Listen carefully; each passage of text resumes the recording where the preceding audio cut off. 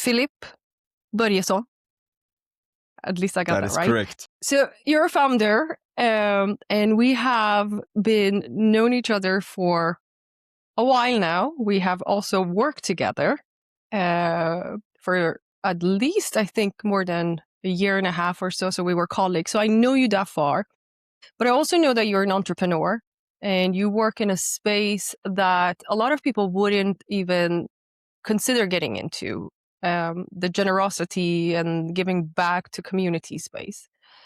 The reason I wanted to have you here is try to understand you as a founder, what you do, your background, and how you got into this space, what inspired you. So my curiosity is basically who you are as a person, and we will delve into deeper into your process and your frameworks around your new venture.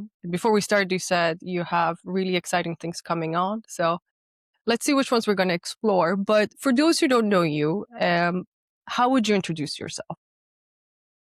So on a business level, I suppose, I'm Philip, CEO and co-founder of Samfora, and we're building an operating system basically for nonprofit organizations with all that. But that's the short introduction. A modern, autonomous, data-driven, way to handle donors, donations, and all different aspects of that from a nonprofit standpoint. So that's the short introduction. But I'm also an avid, literature fan. Studied literature, a little bit of philosophy, and stuff. So there's a lot of things to it, but it depends on the context, I suppose. Yeah. If we want to go back to your childhood, how did you grow up? Where did you start your journey? Are you from Stockholm originally? I am, yes. So born and raised Stockholm. Grew up pretty standard, central Stockholm. For those of you who haven't been there, it's beautiful city, a lot of water, a lot of green areas, huge archipelago outside with 40,000 islands. So it's really picturesque. And my hometown. Very cold. Can be, yes. Exactly. Cold and dark, but you get used to that as well. And that's great for building times as well. During the winter, you can just right? There's no sunlight to catch. You can basically stay inside and work all night, all day. Yeah, it's all day. Practically the same. Yeah, exactly. And I think that's an advantage point that we have being in the Nordics, because we don't get that sunlight. You can constantly work, 24/7. Exactly. So, yeah. But what did you study before getting into your ventures? Like, what was your journey into entrepreneurship? Yes, I studied abroad during high school, and then I went on to work a couple of years. With I did work as a face-to-facer, as it's called, when you're out on the street for the Red Cross, International Red Cross, in Denmark, actually, in Copenhagen. So that was my first touch base with the civil society or the nonprofit sector, and that was probably 12 years ago now. And then I did I did a couple of seasons in the Alps. I did some work from some restaurants. And then I studied actually literature for a year and philosophy down in southern Sweden. And then I figured out that I need a proper base. So then I went on to study engineering in Stockholm, mechanical engineering, and masters in innovation management and product realization. That's the broad strokes, I guess. And somewhere during the master's degree, I got the opportunity to try out ventures, which failed, a couple of them, which led to a great great deal of insights and experience and everything that comes with it. And I think I figure out pretty early that it's fun to push your own venture and all the freedom, but also all the hurdles and the complexity around just solving problems basically on a day-to-day basis. Was a fun way to spend your career on, your 80,000 hours, which you have.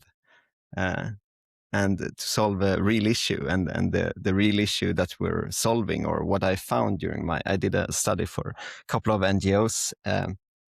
During you have to tell me if I get like too No, go razor ahead. focused on the also on the vocabulary, but NGOs is non-governmental organizations, so anything that's not private sector or a public sector basically. So I did a study for 3 major ones during my master's degree, and I found out that it's a very reactive sector. They're not really innovative, and they have very tough technical infrastructure to handle all the complexity which comes to handling and dispersing donations from various sources. And following up on that, transparency, data security, everything around that is currently a mess, really.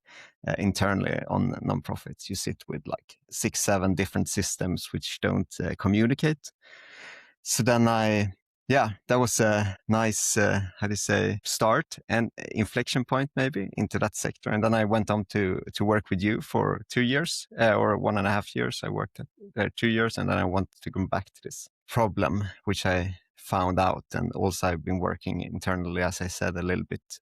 So seeing that from the inside as well. So that was the start, basically. It's interesting because this is what I meant when I don't know you that well, because I thought you just started the business when I found out about your first venture to go into nonprofit organizations. But now what you're telling me is that you've been in this space for a very long time. So it seems to me that, am I right to say that it's a passion of yours because you keep on going back to it? Maybe. I mean, yeah. And it's also, as an engineer, it's always nice to find a huge problem, which and try to like hover around that problem. And we've done that in some different, how do you say, costumes. We've pivoted, but now we're on a very great path ahead and have clarity like never before. So now it's a lot of building time, which is also maybe the funniest, the best part of like actually designing things and going through UX flows during research, getting customer feedback, all that stuff. So but it's always been interesting with, how do you say, philanthropy, maybe is the American word for it. We don't tend to use it here in the Nordics because it has this aftertaste, which is I don't know. People doesn't seem to like it here. I don't know. It's probably because it's very Americanized and it feels like something rich people do to just like offload their bad conscience about making so much money. But so we try to talk about generosity in general as well instead, basically. Because wording does matter, though, depending on the culture that you're in. For sure. And philanthropy, it's very high above the clouds. It derives from Greek, or is it Roman, like love of the world. It's very stiff-nosed, you could say, maybe. So, and it's also more of maybe a label. You're a philanthropy, or you're a philanthropist. Whereas generosity is maybe more of a value, something internal. Philanthropy is maybe something external or extrinsic. Like generosity is more intrinsic. Who you define as or how you define yourself as a person. Would you say that you're a generous person? I would say I am, but I'm also very picky with where I want to be generous with. I mean, I have to look. Like, for example, when it comes to charity, I always do the research. Like, does the money I give out goes to the right person? Does it actually meet the right hands? That's something that I've always had in my mind. And and then depends on the context, who are we talking about? Are we talking about like my kids? Then it's a different type of generosity. Are we talking about someone that is very much in need and I can actually afford helping them? Of course. It's not something that you can just blindly walk by. I would say very, very much so, but also given the context, like who is it giving the money to? Where is it going? Is it coming to the right hands? Those are, I think, very important issues for people, and I'm sure you heard about these as well. For sure. Yeah. So from your perspective, when you look at the NGOs right now, I know that there has been some government cuts into this space. Can you tell me a bit more about the challenges that these organizations are facing at the moment? Yeah. So yeah, on a maybe on a both on a global scale. I mean, Yeah. if you take a step back, really, if you think of a non-profit organizations, you have 5 main ways of income, revenue streams, and you always need revenue, right, to disperse those funds into people in need or projects or to run your business. And those 5 income streams are from top to bottom, basically in priority. The main one is private donors, so that amounts of 60% of donations globally, which is around 700 billion euros. It's no like there's no actual data on the whole world, but given like extrapolations and estimates, it's around 700 billion. So 60% of those come from private donors. The second largest one is foundations, and then it's corporations, it's governments, and it's sales, basically. So when you sell events or lectures, it can be memberships, those kind of like products as well. So those are the 5 major income streams, really. And currently we're seeing a lot of cuts on the governmental side. It's obviously a lot of it started with the USAID being like slashed overnight, basically by Trump. And I heard, I don't know the exact number actually, but I heard that like because of that slashing of USAID, you can estimate that around 14 million children. You have to fact check me on this though, because I heard it just in bypassing a couple of days ago. But 14 million children will die basically because of that slashing overnight by just one man. Which is, and of course, that also sends ripples across the whole sector all over the place. And we can see those tendencies as well in Sweden. Like a year ago, around 3 billion euros were dispersed from the government, Swedish government, to different nonprofits, both internal and outside of Sweden. And now that has been cut by roughly 25% in just the last year. So they cut, they've been cutting in That's a a lot huge of the cut. spending.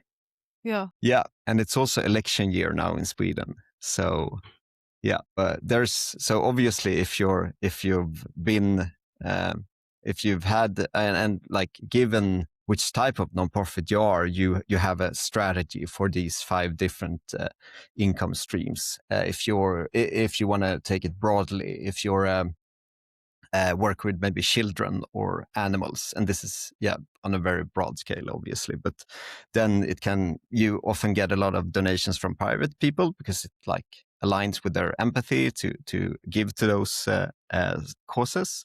But if you're maybe working with education, a lot of the Swedish charities, at least, they go for corporations because they feel the value of education can be like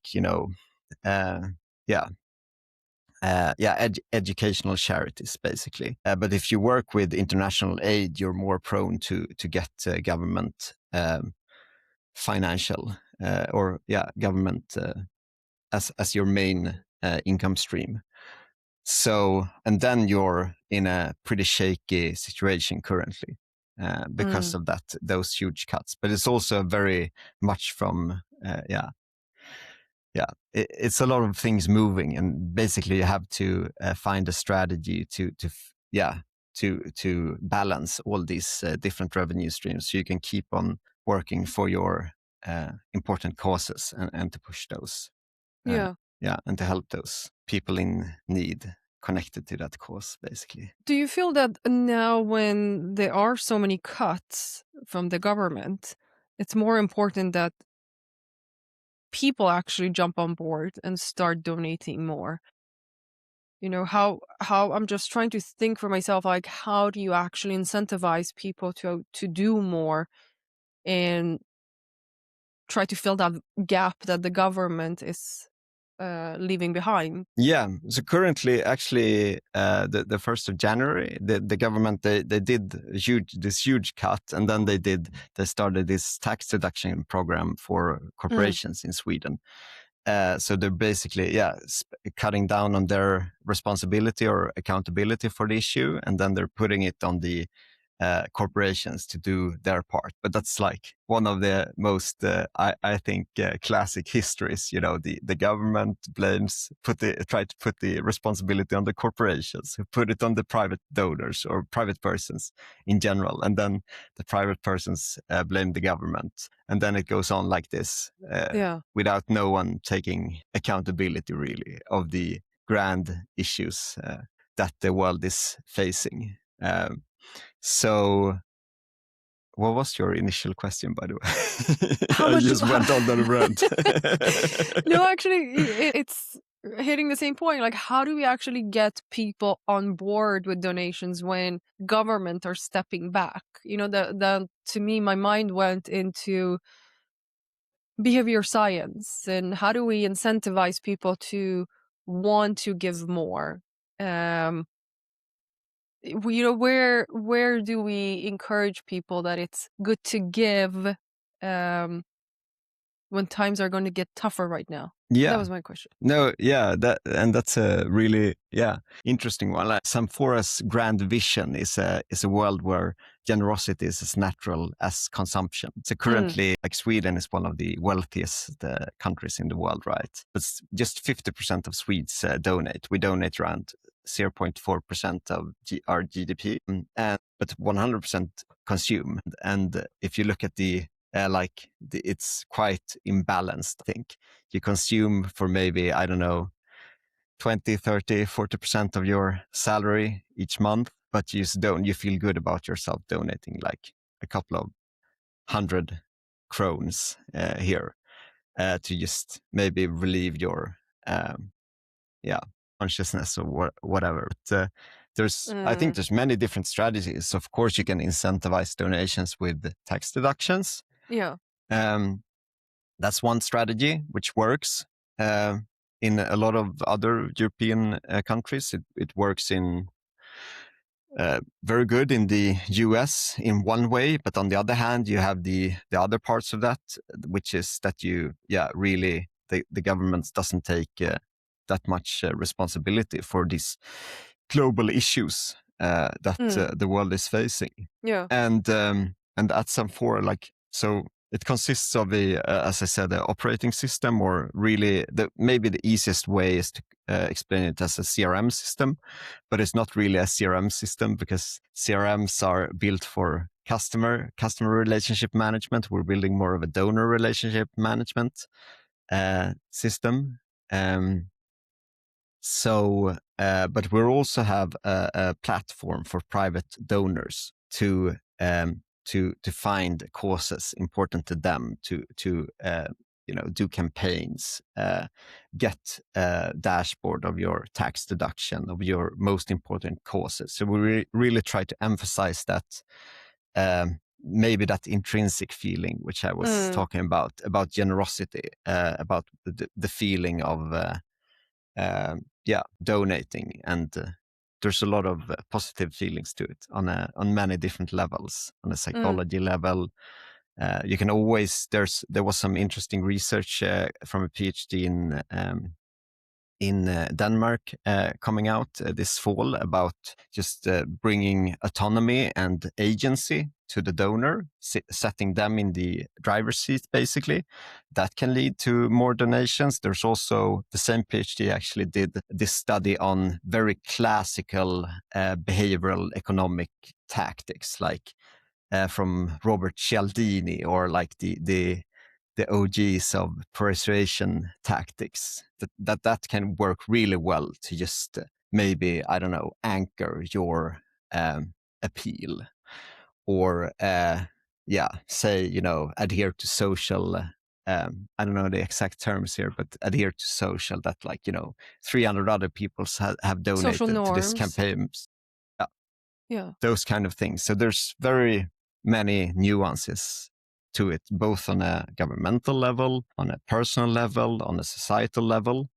If you would start a fundraiser, for example, for something, if you would start a fundraiser today, what would it be about? What main topic is your, is one of the That's most interesting. critical issues that the society is facing, according to you?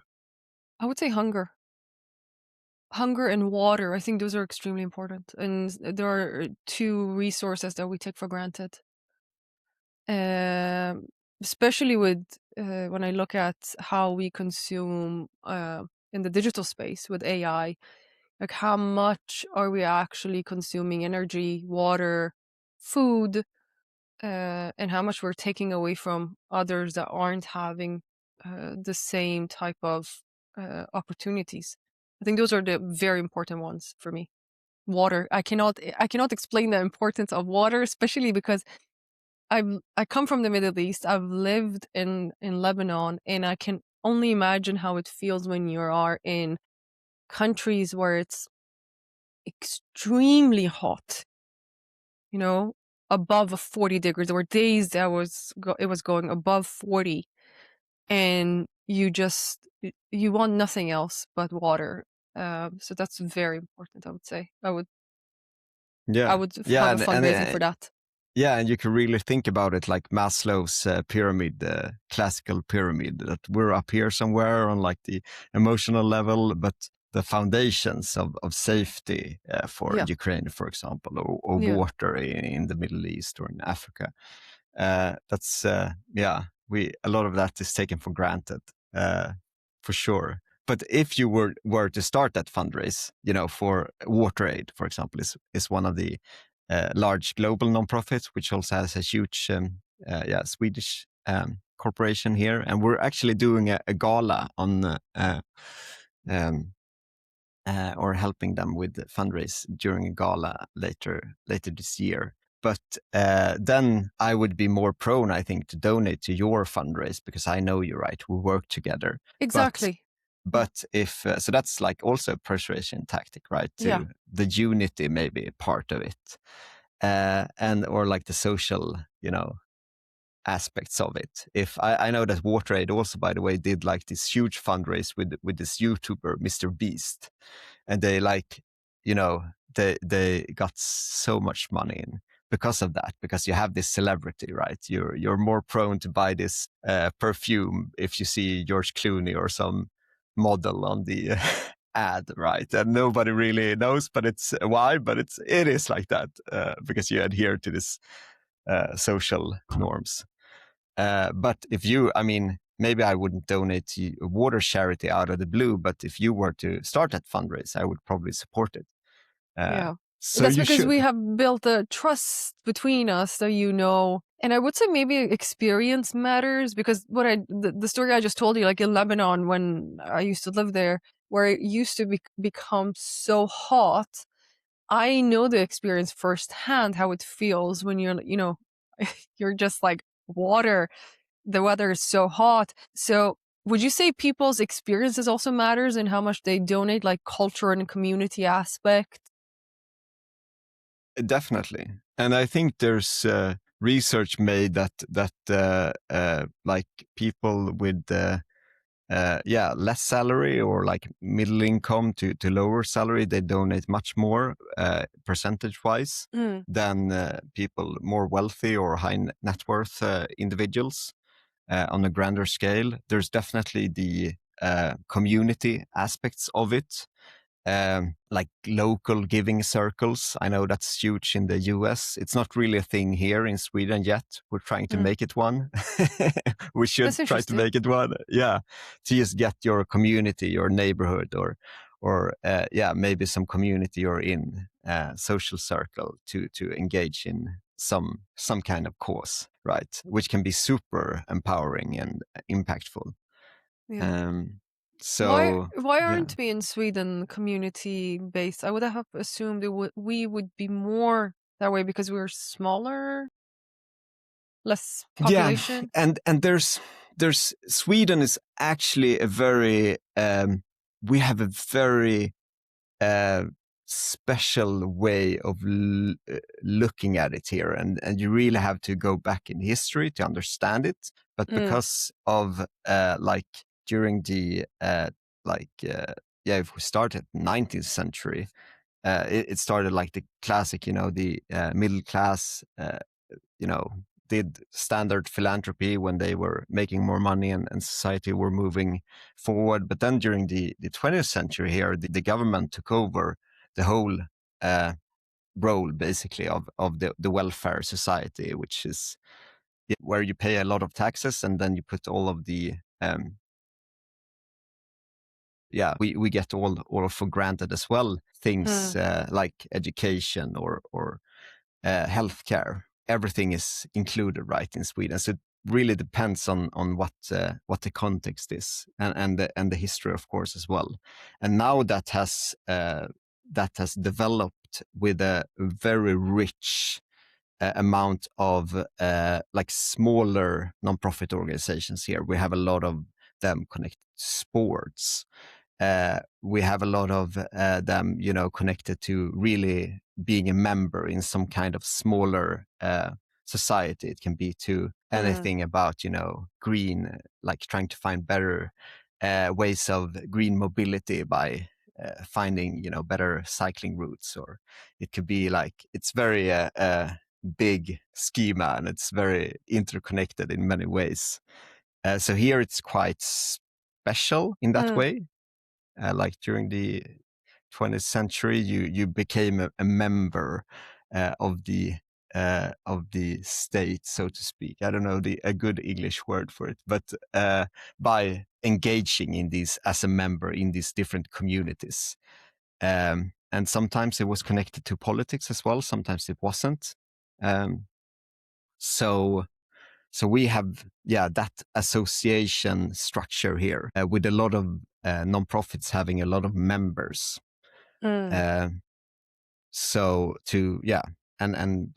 Tax deductions for membership fees and stuff like that. So that's one way to engage, for sure. But then with social giving and stuff like that, it's, I don't know, Swedes are also we Nordics, we adhere to this thing called the Law of Jante, the Jante law, which is like, you shouldn't talk openly about ambitions, or you shouldn't think that you are someone, basically. And I think that plays a huge role as well in how we speak about generosity, or that we even we don't even speak about philanthropy, because people there's so many like influencers out there connected to like straight out consumerism or capitalism. There are like very few or even like one good generosity influencer. And why is that? Because it's perceived as something, I don't know, You're archaic, boasting? or that you're boasting, for sure, if you ever speak about generosity out in the open, about how That's interesting. I there are few things that come to mind. The first thing is, why is it boasting if you're saying that you're helping? In a way, I would think about it that you're encouraging someone else to do the same thing. But I also understand why it comes across that way. The other way I look at why people aren't in defense of the people that aren't probably putting money out to donate, it's because trust has gone down so much with these organizations. I think that plays a huge role. But you know better, so maybe you can tell me. There's definitely a trust gap between and the nonprofit sector. There's some. Yeah, everyone is always obsessed with like how effective is my money, or like what's the overhead fee of this specific nonprofit, and we have a quite, I think, maybe controversial take on that. That we think like if you look at nonprofits globally, like 50 million people are on a payroll from a nonprofit, and there are 200 million volunteers. So the vast majority of nonprofit works is actually unpaid. So that's a good way to start thinking about it. And then of those people on the payroll, there's still like a very minimal or small overhead fee, which is basically the heart or the skeleton of a nonprofit organization. It's salaries and it's rent, basically. So it's like, the core. And people are so obsessed with looking at those overhead costs. But it's a huge mistake, because if you spend more on overhead, if you attract the right individuals, and if you and who can really drive this cause and get maybe a similar salary as you would be having in the public or the private sector, then that would lead to vast larger impact at scale. And you also look a lot on the cost side without adhering to the income part of it. So if you have, let's say, 50% overhead, but with that overhead you can grow, 200% per year, instead of having 5% overhead, but growing just 2% per year. And that investment will probably over longer time obviously be worth a lot more. So it's really hard actually, because you, as a donor, you want to use the quick solution, right? Exactly. You want to know that, okay, my money is well spent. My the causes that matters to me are impacted by this gift of mine. But then you look at the wrong KPIs, basically, because it's not as simple. And you look at maybe the overhead spend instead of looking at the larger picture. And then there's definitely a trust issue, which we try to gap with just like, I think one of the core, principles or maybe axioms of digitalization in general is that it leads to, at least in democratic states, it leads to transparency. And the nonprofit sector is the most transparent, much more transparent than the public or the private sector. So, and then it's you have a lot of things against you. You can't really be innovative, because it's hard for them to fail and to have say that, no, we did 1 million SEK or 2 million euros on this project, but it didn't work out. But we learned a lot of things. That's hard for a nonprofit. Whereas in the business world, that's the prerequisite of even trying to start any venture, to learn to fail, and to fail fast, and to learn fast, and to iterate, and to get better. So you're not very innovative, there's a systemic issue at scale here, which is it's very fun to work with and to try to tackle it. Okay, and explain to me, how do you see the problem being tackled from your perspective and what you guys are working with? Because you mentioned a lot of issues now. We have the government, we have the personal incentives, and then we have the expectation of people in society of non-profit organizations. How do you think moving forward we need to tackle this? And obviously it needs to be a joint venture. It's not just one company doing it if we want to actually be able to help as a society. Yeah. I mean, so our way of tackling it is to build the best possible application, basically, or software for nonprofits to handle both these issues. So on this part, you have maybe your 5 income stream, and then you have a nonprofit, and then you have your projects, right? And so you have a lot of money going from a lot of different sources through a nonprofit to a project or, somewhere maybe abroad. And then you want that reporting to go back to the nonprofit and go back to where the money came from. And currently, I think the way money or like donations are dispersed is very unidirectional. It feels like a one-way street from a donor point of view. We've done a lot of research around this. Like it feels a little bit like a UX-wise black box. You donate to a cause, you get maybe some emails, someone calls you, but you don't really maybe see the effect of your actual donation. And that's really hard, because if you would track individual donations, it would be like a spider web, a grandiose one. Yeah. And to really get that one-to-one feedback that your donation led to saving or led to these number of liters of waters, because there's so much complexity in the system. But we try to tackle it by giving the nonprofits the best tool to keeping up to date with all these different revenue streams. So currently, Sweden, which is a very modern country, like currently I would say that nonprofits spend around 20 to 30% on administrative tasks, tedious things like you have one system for email, you have one for SMS, you have another one for fundraisers. And in the heart of this, you like most of the large Swedish nonprofits, they have a CRM system which is not built for nonprofits. It's built for American sales teams or the manufacturing. So you try to take this peg and fit it into some squared hole. Yeah, exactly. It's just a mismatch, basically. So you have this customer relationship management system like Salesforce or HubSpot or Microsoft Dynamics, which is very reliable, but it's built for handling sales and products. But you're handling donors and relationships. You're not doing a sale. You're doing and you're handling gifts. So it leads to a lot of consultancy costs, because you have to take this vast and complex system and fit it into your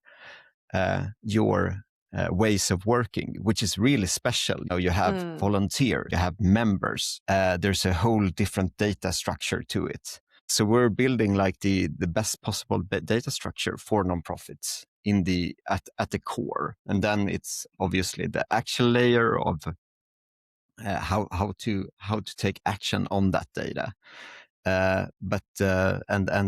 Maybe it can be through email, through SMS, through analytics, through campaigns, and getting that internal feedback loop first very good with the best data structure, so you have it updated. Like currently, you would be amazed how many, when I speak to nonprofit leaders and CRM people at nonprofit organization, how much time they spend on just moving CSV files. And then you don't really know that, Sara has we send her SMS through one system, and then we sent her some emails through one system, and then she donated on this fundraising campaign, but it's never up to date. Yeah. And that brings a bad user experience to the overall donation experience, maybe. So we try to tackle it with just giving the best possible tools and data structures at the core for nonprofits to disperse those funds, but also to be able to communicate it back long term to the donor. That's really the holy grail of making it, instead of it being unidirectional, making it more of a feedback loop. What you're describing is also, each field has its own processes, that we don't take into consideration when we create softwares and tools. And from my understanding, if I'm a nonprofit organization, you would be the answer to me basically unifying this process and also showcasing this to the donors, the results that we have achieved. Am I getting that right? Okay. In that case, that makes it easier also, because I, as a donor, can go in and I can see, okay, where the donation went, or I can pick different fundraisers that are dear to me that I want to, donate to. Yeah. And do you have like any idea of, I mean, not in a absolute number, but more like, more or less how much you've donated during your lifetime? Because I have no idea, to be honest. I used to, actually, I do still till now. I have World Food Organization that I give monthly, so it draws. I do that. I have signed up with UNICEF as well. So I have these automatic ones that I know, okay, this is the amount I can donate each month. So I do that. I think it's something, I don't know how long I've done that, but I like to see that, okay, this is where it's going. But at the same time, I don't have a number. It's really hard. No. Yeah. It's really difficult to quantify. And I think somewhere along the lines, it's not that important, honestly. To me personally, it's like, okay, it's a donation and I want to give it. How much that comes up to, it doesn't matter. If I have, I'll be more than happy to give. But I'm thinking like this, if you can, why not? But quantifying it wasn't that important. So I don't sit and quantify that on a budget spreadsheet. No, of course. I mean, no one does. But Yeah. it's interesting, I think, that you have, I mean, you're very well aware of your bank account, right? Your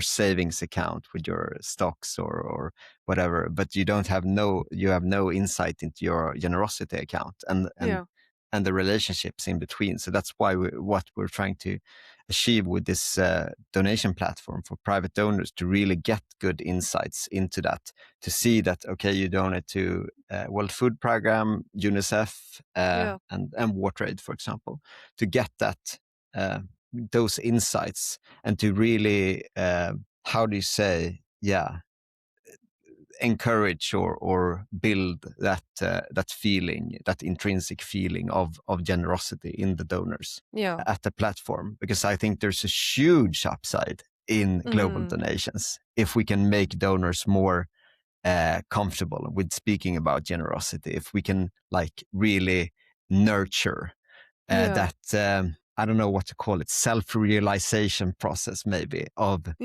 giving back to society. And more than ever before now, when we like, at least I think that's safe to say that's a global thing. Like every time you wake up in the morning and you watch the news, you're like, there's a lot of shit going on, right? They're like the world, there's a lot of fires right now and it's all in your face. And, there's talk about psychological crisis. There's talk about hunger crises.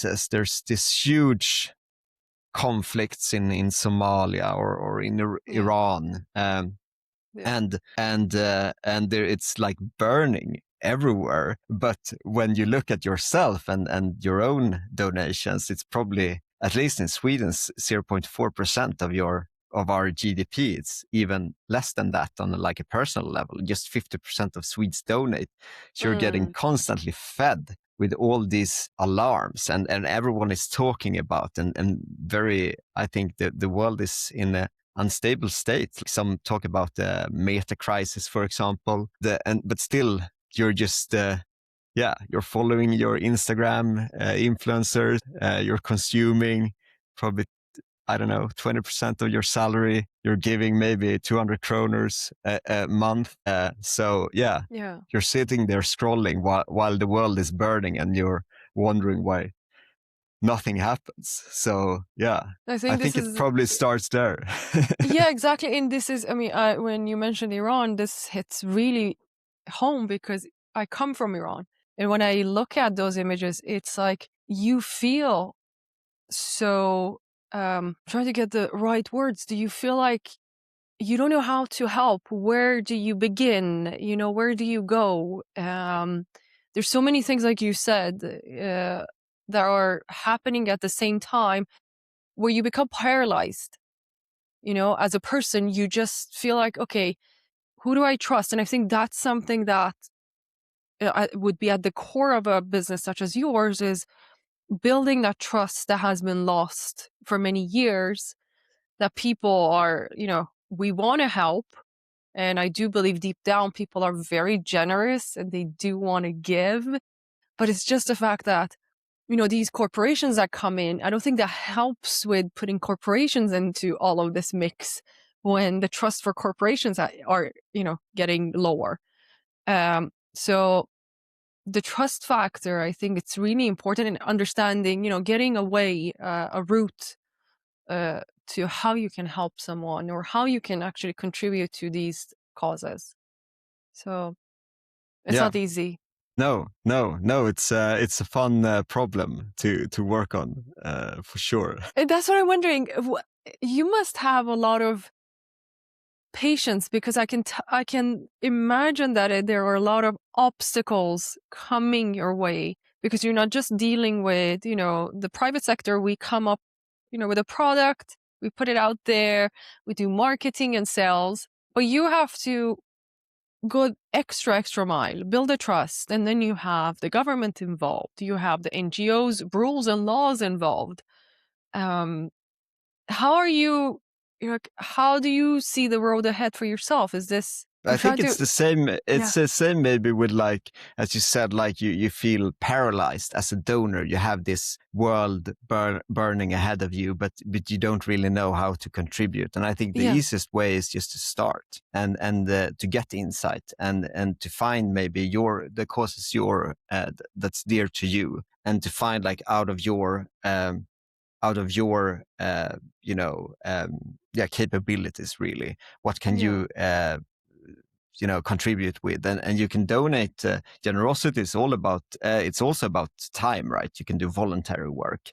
You could donate assets, like future shares of your company, like there's this founders pledge for, or giving what you can, which are great ways of doing that, to really look at more of the, okay, could I reasonably donate 5% or 10% of my company, or you can also, of course, look at your own paycheck and ask yourself that same question, like, can I donate 1% or 3% or maybe 10%?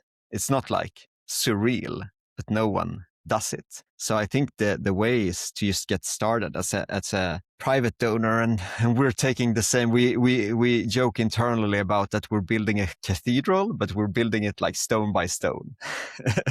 I think that's a good approach to it. Day by day, stone by stone. There's a good actually book about writing called Bird by Bird. It's the same philosophy. Yeah. That just you take it, obstacle by obstacle. But also nowadays, it's a fun time to build products and to solve real issues, because there's so many tools, there's so many aids out there. You can automate a lot of your work internally. You can obviously use AI in a lot of these to really solve these issues, or to structure them better, to offload a lot of your cognitive load on focusing on the right things. So it's exciting time for sure. Where do you get your inspiration from, Philip? Because you need a lot of inspiration in this space. Where does your come from? Yeah, that's a good question. I think, like, one of the like several, we can talk about the business inspirations, of course, but those are the boring ones, I think. Why are they boring? Because everyone talks about them. You have maybe your old professor, or someone like some management guru, or how many thought leaders aren't there currently on LinkedIn, self-proclaimed, people who tweet about Socrates, or I don't know, Stoics. So there's, like, the business influencers, but and like all the the founders, the VCs on Twitter, but it's all, a lot of it is a huge echo chamber, of course. But those are the boring ones. Let's not talk about those. I have a lot of, like, influence or like role models within, I think, because I studied literature. I have some of those. I'm also an avid movie fan. I have some directors which are role models in, like, maybe how to tell a story. on the literature part, writers like when you read the books of Olga Tokarczuk, or we have a lot of very cool writers in Sweden, but one that comes to mind is Sara. She's great. There's very dreamy landscapes and a lot of things. Olga Tokarczuk, she's a Polish Nobel Prize winner. Good. She also has all these creatures and events and happenings, and in these quite surreal and abstract worlds, like in these I don't know, this twilight zone in between what's real and what's not. You have Cormac McCarthy, he's a good writer, American one, on the literature side, and then maybe on the movie side you have directors like Paul Thomas Anderson, which recently got a lot of from his latest One Battle After Another. But he has a lot of great movies before that. Like watch the intro of Boogie Nights, for example, and it's just amazing. Like how you like introduce all characters for a film within the first scene, and it's like sweeping camera movements, and it's just like such a delightful experience to sit in that viewer seat and to see that happening and unfold right before your eyes. So those are some of the role models. And then actually my both my grandfather and my father is also entrepreneurs. So those have been role models in that aspect of taking that leap and seeing like all the hurdles that comes with it, but also all the freedom that it entitles in a way. So what did you learn from them, from your parents and grandparents? What was the lessons from there? I mean, they're very stubborn. They're very.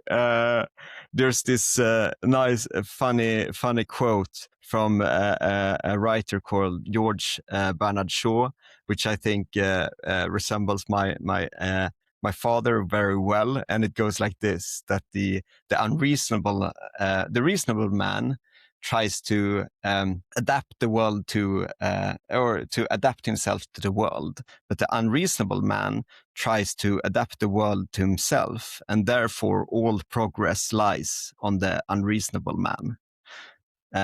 And my father is very unreasonable in many ways, but you have to be that, I think, and visionary as well, of course, and to drive change.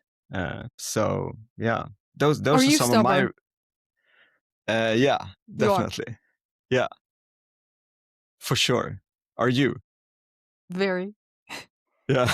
What are some of your role models?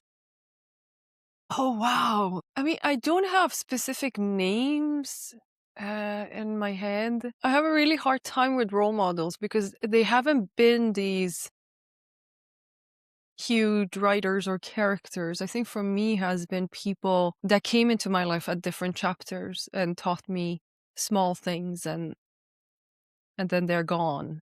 Like there's one person that I can give an example of.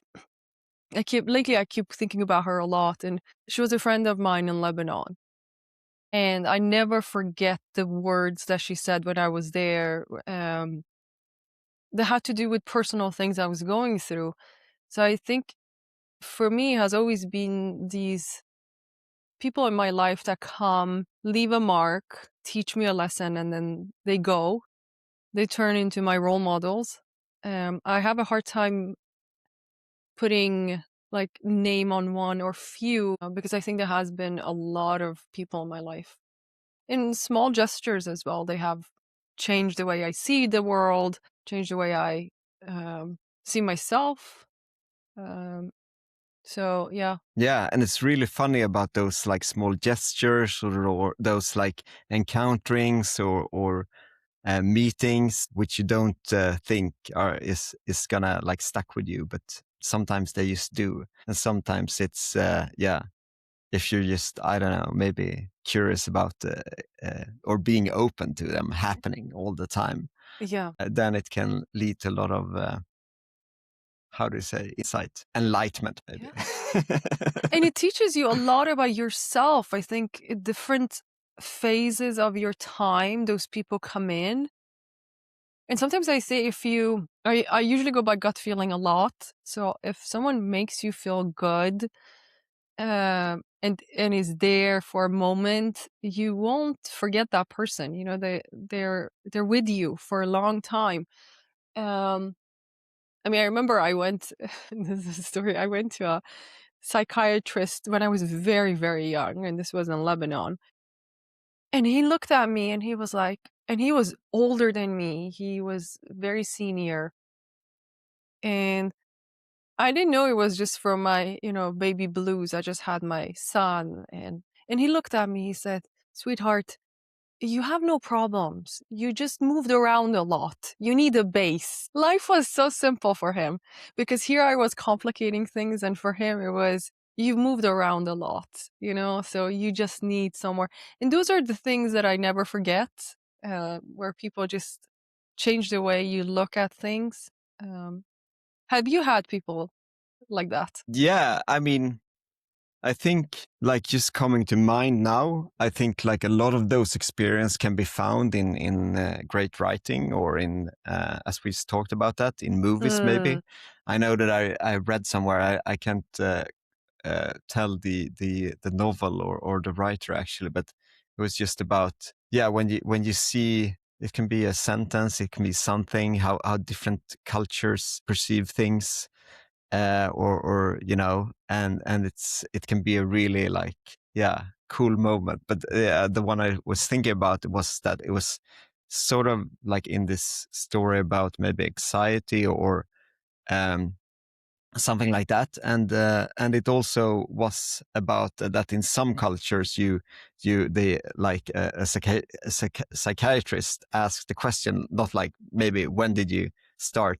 being depressed or like when did you start feeling anxious, but in some cultures they ask it more like when did you stop dancing.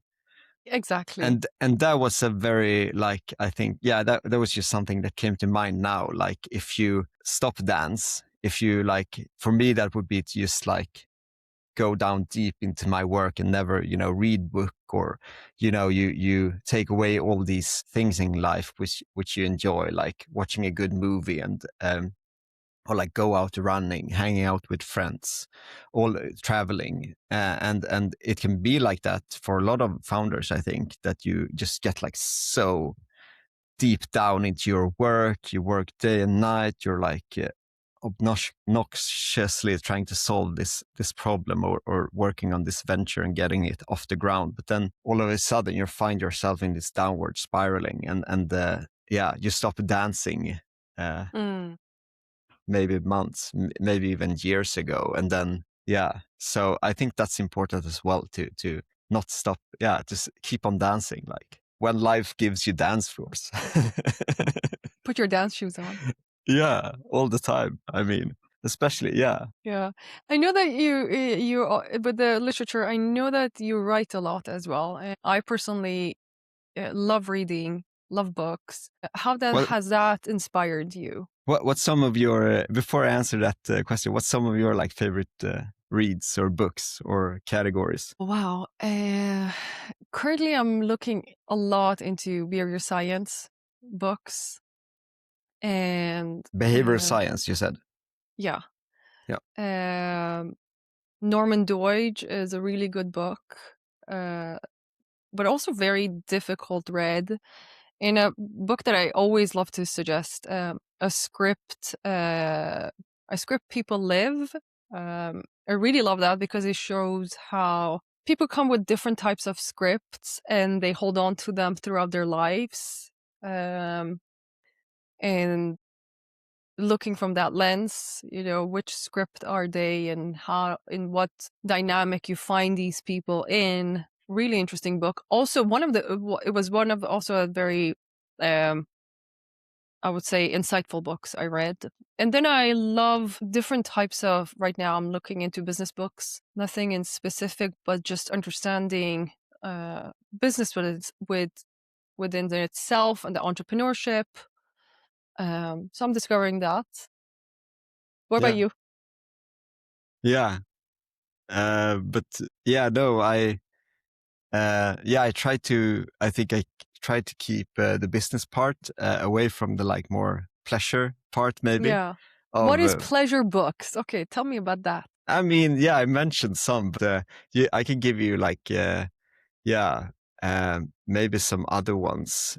Like, but any nonfiction that is, or any fiction, I meant, that is just very enjoyable and can really like stories that can really drag you into them, or like how do you say, engulf you, maybe. Yeah. Like those kind of things when you can like leave everything else and just be, drowned in this fantastic character or this destiny or this, events of things happening. That's amazing. And then you can also forget about everything else and just go deep down into that. But currently, I'm reading the current, actually, the latest Nobel Prize winner, Krasznahorkai, who's a Hungarian writer. But we're reading it in my book club, so that's a caveat. You have a book club. Tell me more. I do. It's we've been reading books for like 5 years now, maybe. Really? For people, yeah. And we have this, no, there's a lot of things to that as well. But it's just a pleasurable way of actually like maybe going deep into these hard books that you wouldn't either like otherwise have time with.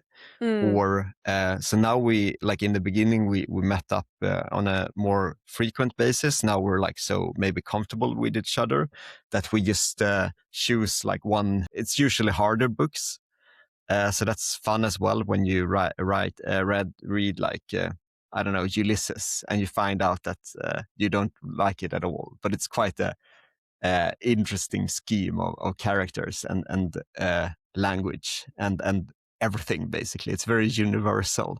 Where you read maybe we read another fun book is Gravity's Rainbow by Thomas Pynchon, which is American writer, and it's actually One Battle After Another by Paul Thomas Anderson. It's based on a Pynchon novel. I think it's Vineland, but it's all these crazy characters, and they all have these funny names, and they're all in these very weird situations, and there's a lot of things happening, but it's also very cool, like kaleidoscopic view of things and pages turning. I don't know. It's just like it can be a mess when you like try to sit down with it. Like currently, I tried to read this book by Krasznahorkai like maybe 15 times. It's called The Melancholy of Resistance, and it's harsh, but it's also a very cool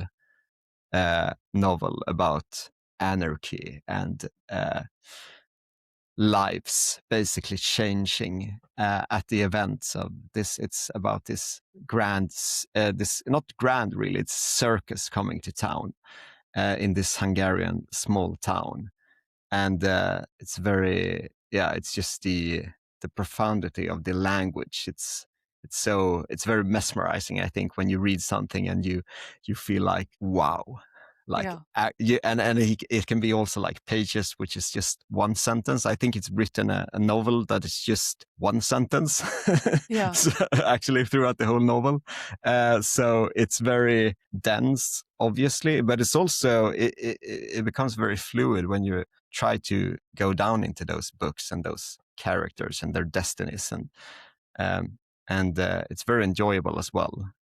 And we have this thing in the book club. It's called I don't know if it's a thing, but it's like we like sometimes a book can be bad. It can be like 2 out of 5 we do ratings, but it can pass the shower test. So the shower test is like if you think about the book afterwards, or like if it comes back to you in the shower, then it's like some books can be great novels, but they maybe don't, like, I don't know, Mice and Men, for example, by Steinbeck. It's like a great novel, but maybe you're not thinking too much about it afterwards. But there's some of these like worse or like fairly bad novels when you read them, or movies for that matter as well. Like I don't know, everything by Lars von Trier passes the shower test, for example. But when you watch them, you're like, what is happening. That's so interesting. So yeah. Are these books inspiring you in your work, or do you think they are taking you away from the reality of the space you're in? That's interesting for me. Yeah, I think the latter for sure. I think it's like everyone needs, time off to really charge your batteries, and that can manifest in, I think, many different ways. It can be traveling, it can be workout, it can be, drinking, uh, partying. But no, definitely, and I think that's crucial, especially if you want to go at it long term, to get those pauses, to get that vacation, to let you take the time to read that hard book, to really because then also if you just like keep on pushing and pushing and pushing, like running like a like a crazy some animal on the savannah all the time, then you're gonna be exhausted sooner or later, like everyone becomes. So I think it's really important to take the time if you want to go at it long term, to really set your mind and straight, and then also when you do that, you come back to work with like full cylinders firing and so much energy, and which is and a lot of creativity, new ideas, which you wouldn't have thought, I think, otherwise. So you definitely need that time off. Yeah, that's interesting because another interview I had, he said similar thing that you need to actually, Patrick, he said you need to take time and celebrate the wins and celebrate how far you've come. How often do you celebrate your wins? Is that something you do? Yeah, definitely.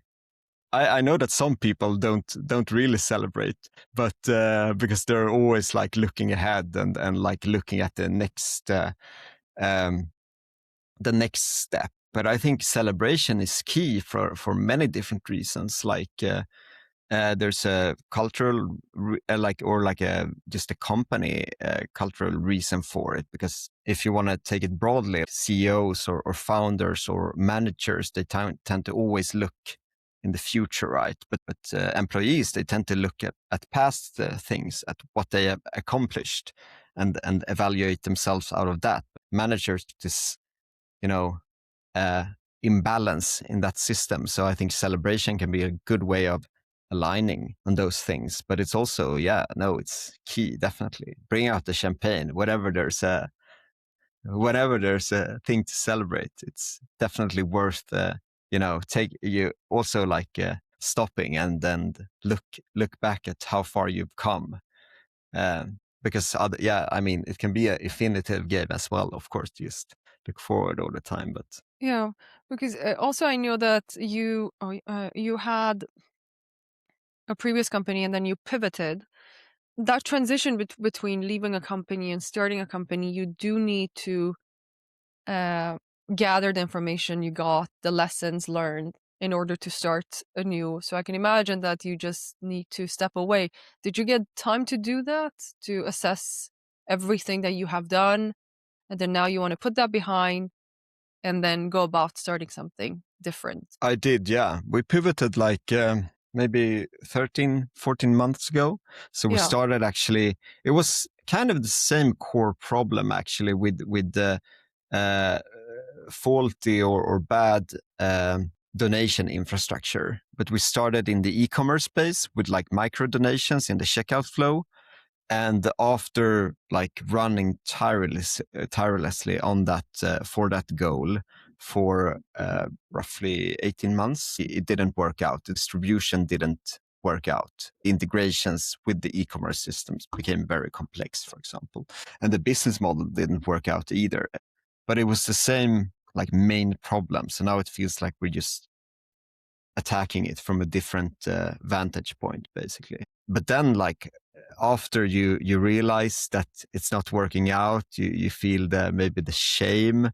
You feel a lot of those emotions in the beginning, but then you like also realize. Then I also like during that period, I was definitely in this downward spiraling of I stopped to dance, so to speak, for not this fall, but the fall before that, the fall of 2024. And then like I recall vividly going out to our camp house in the archipelago out in the islands outside of Stockholm. And I just read a great book, another great book. It's called The Passion According to G.H., I think. It's by a Brazilian/Portuguese writer called Clarice Lispector. She's a fun woman for sure. She's like witchy, and I actually wrote my how do you say my final essay of the second year of comparative literature on one of her books.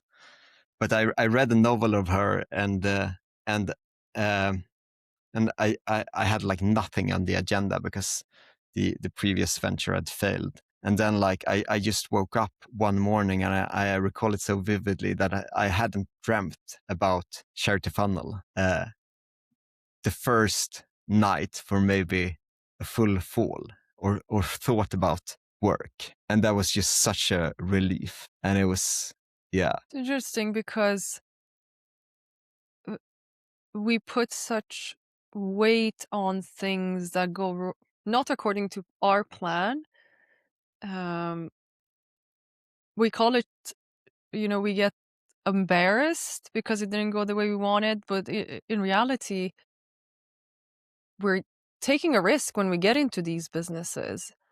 Do you think that shame that you described, was it more because that you had the expectations of yourself, or the expectations that people had of you? Yeah, that's a good question. I think, yeah, a healthy mix for sure. I mean, you always, there are these classical founder traits, that you put a lot of weight on yourselves, and that's a good thing, right? But it can also be, of course, lead to a lot of pressure and anxiety and stuff like that. But there's definitely the external part as well. I've marketed this all over LinkedIn for like 18 months to all my connections, and now it fails. But nobody really cares about that afterwards. I mean, so I think it was more of, I think it passed pretty briefly, but it was definitely there, this moment when you realize, holy, this isn't like, and then like, what are people gonna think? But I think, Americans have a better maybe strategy for that. Like when we didn't went into bankruptcy, we just pivoted. So it's the same company, it's just a different name. But like in the US, I think like bankruptcy is like, then you properly tried, right? And then it's just like, get back on that horse, like you go for it. But here it's very shameful, right? To be in, that I kind find of, that which is sad though. It's very sad, because then what that does is it means that people won't try anymore. But if you try and you say it didn't work, I mean, yes, it didn't work, but at least now you have some research that you can look back on, and maybe hopefully you can help others and say, I've tried this and this and this. It won't work. Maybe someone else will try it differently. But I think,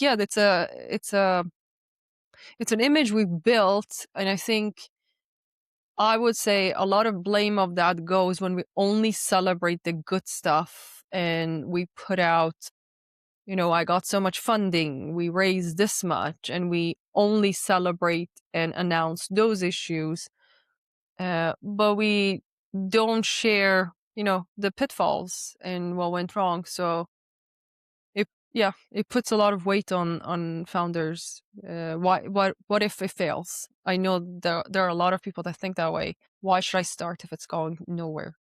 Yeah, and like, I don't know the exact metrics, but probably like, I don't know, 95% of all ventures fail. But it's really the core of innovation to try out new things and to fail, to make mistakes. And but that's why also like nonprofits aren't very innovative, because they don't have that. They're not playing by the same rules, unfortunately, as the private sector, where you can do that all the time, constantly, and you can learn and you can iterate and so forth. But nonprofit, you have a reputation which you've built up over not maybe decades, even centuries, the Red Cross, and it can diminish and explode overnight by just one scandal. So of course you're very backwards leaning, but I think now is a great time to start trying out new things, because you have to if you want to survive long term. You have to try new initiatives, try out new software, try out new revenue streams, as we talked about. Yeah. So before we wrap up, I have 3 final questions I want to ask you. And this is, if you could go back in time, you can go back however long or short you want. When you started the founding journey and entrepreneurial journey that you have, what lessons or how would you give yourself advice before starting? I would probably be I would take it slower in the beginning. I would when you're trying to start a venture, you're always what can be done especially in this day and age, when you can vibe code anything over a weekend basically and start gaining revenue. You're always so eager to get started and to see okay, where can we be in 6 months from now or 3 months from now? But then you can always get very distracted. And someone said that the stages of a venture is you start out in the jungle with a machete and you're just trying to find your way. And then you come out to a smaller road maybe and you see but it's still curly. And then finally you come maybe to the highway and it's just keep on driving and getting up to speed. But I think people tend to think too much of the highway instead of really understanding the jungle and really or I did at least, and try to be this is where we're going to be in 6 months or this is going to be we should be, I don't know, up to date with the latest over engineer stuff instead of really maybe find inspiration, find a problem really worth solving from the get-go. So if I would have redone it, I would have probably taken more time in that starting up phase instead of directly jumping into building a solution. And maybe, works more on an NGO example internally to really understand their life. Now we've done a lot of UX research around that, a lot of interviews and a lot of meetings to really understand their vantage points and their point of view. But in the beginning, I think, I would have, slow down. It's as they say, it's a marathon. Do you think you over-engineer things in that 2020 phase that you have 2024? I think we rushed maybe too much into building, definitely. But that's also the way you get going. So, I mean, sometimes you can over-engineering, but I mean, it's definitely balanced depending on what type of, I mean, sometimes just, that's also another problem that you think of, especially if you're an engineer. Now I'm more of a PowerPoint engineer. I'm more of a business-like engineer. Where, I know the technical parts of things, but I also have colleagues who are the true engineers, the real developers. But they can also, sometimes I find out that I'm very good at just let's get going. And okay, it's probably a green field here. We don't really know. But if we just think about it and think about the problem and sprinkle some first principles on it, we'll find a way and we'll understand how we can solve it for this particular instance. But a lot of the engineers, they over-engineer things instead of just getting started and getting feedback and getting it out there. So it's a balance for sure. It made me happy when you said you did research. Yeah, we've done a lot of interviews with both donors and nonprofits to really understand their, and that's been super great, helpful for us. We did this UX sprint. There's from Google Ventures. There is a free UX sprint framework, which I can't recall the name of it, but it was like super good to do. Like we did five deep interviews, 5 with donors and 10 with nonprofits actually, to really get That's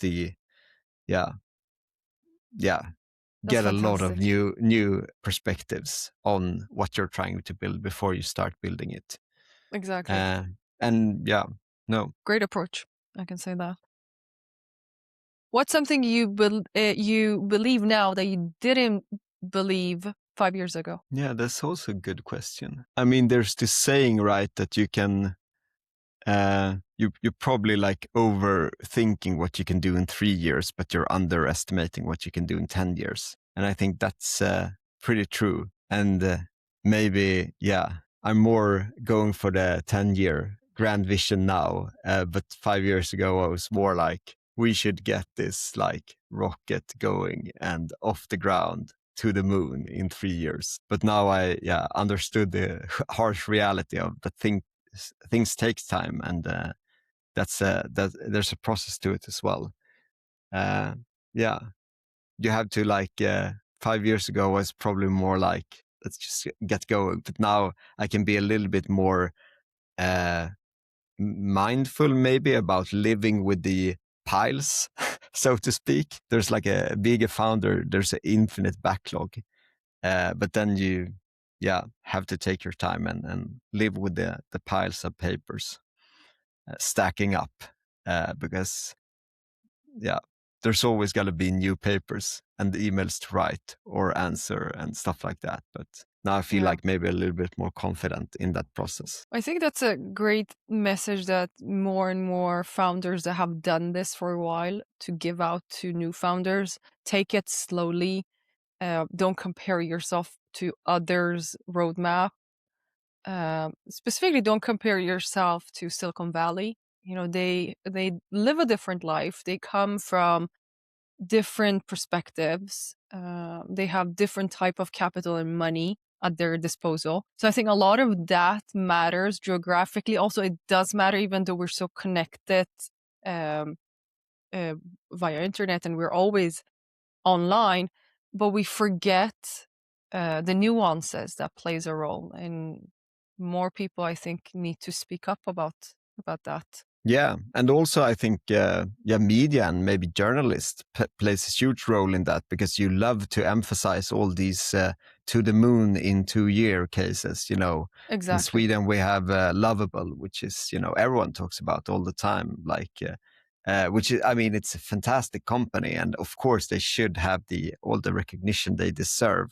Or Legore is another one, but I think most companies, like, it's more reasonable maybe to look at the company over a 10-year period and see that they became like a hugely profitable, because they were like trying to solve a huge problem over a long period of time. But people I think tend to, it's maybe not as read or write wordy materials, but it's much more, I don't know, the word for it, but there's glorifying, maybe. Realistic, just to like build a company over time instead. I mean, one of the things I hate currently, or not hate is a strong word, but there's so many people. I was in Silicon Valley a little bit more than a year ago, and there was this talks about the one-man unicorn. Who's going to be the one-man unicorn, the first one? Or like all the tech companies talk about, no, we should be a 10-man unicorn or a 5-man unicorn, and like not hire anyone, and just like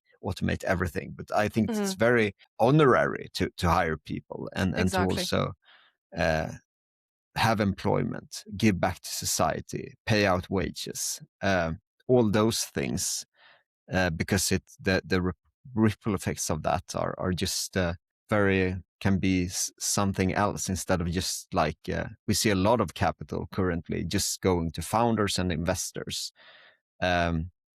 And like income gaps are widening and stuff like that. So it's more important than ever to try to care for within your boundaries, of course, and to give back all the time, to donate more. But that makes perfect sense given your background as well, saying that. But I also think the human capital in terms of creativity and also different perspectives. You know, I was building alone, and I missed having people thinking so different than me and criticizing me. And I think that's something as a founder you need people around you. You need inspirations. You need people that come with their experiences and probably teach you something new. None of that would have or will going to be replaced by one man unicorn and AI. I personally don't think that's that's going to happen. But No. so third question, what is the hardest lesson you've learned and how did that change you?